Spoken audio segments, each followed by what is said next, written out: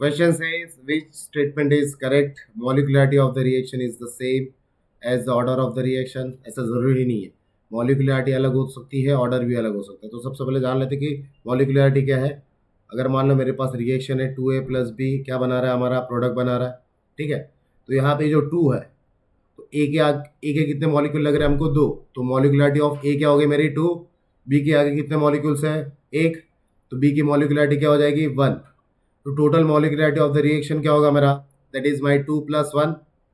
तो मॉलिकुलरिटी कितनी हो जाएगी मेरी, 2+1, दैट इज 3।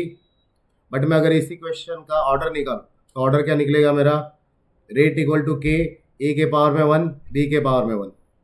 तो ऑर्डर ऑफ रिएक्शन क्या बनेगा मेरा यहाँ पे, it will be my second order reaction. तो हर बार ऐसा ज़रूरी नहीं है ना कि जो मॉलिकुलरिटी होगी वही मेरा ऑर्डर ऑफ द रिएक्शन होगा। तो फर्स्ट ऑप्शन तो गलत हो जाता है। सेकेंड ऑप्शन में क्या बोला, in the some cases the order of the reaction may be same as the molecularity of the reaction. ये बात सही है ना। तो मान लो कि मेरे पास एक रिएक्शन है, that is A plus B क्या बना रहा है, प्रोडक्ट बना रहा है। ए की मॉलिकुलरिटी कितनी हो जाएगी मेरी, 1। बी की कितनी हो जाएगी, 2। तो ओवरऑल ऑर्डर दोनों का क्या हुआ, 2 हुआ। अब इसकी मॉलिकुलरिटी होगी मेरी 2। अब मैं क्या लिख रहा हूँ, रेट लो, rate equal to K, concentration of A के पावर में 1, बी के पावर में 1। तो इन दोनों का ऑर्डर अगर मैं लिखूँ तो ऑर्डर भी कितना हो जाएगा मेरा, 1+1, दैट इज माई 2। तो सेकेंड ऑप्शन में क्या बोला है कि कुछ केसेस में जो मॉलिकुलरिटी है वो ऑर्डर हो सकता है, बट ऐसा जरूरी नहीं कि हर केस में होगा। So B is the correct option.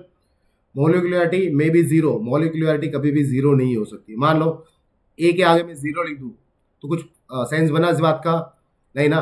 तो यहाँ पे मॉलिकुलरिटी कभी भी जीरो नहीं हो सकती। मॉलिकुलरिटी कभी फ्रैक्शनल भी नहीं हो सकती, कोई मॉलिक्यूल को हम बीच में से काट नहीं सकते ना, तो फ्रैक्शनल कैसे लिखेंगे। समझ में आया। So B is the correct option. I hope this is clear.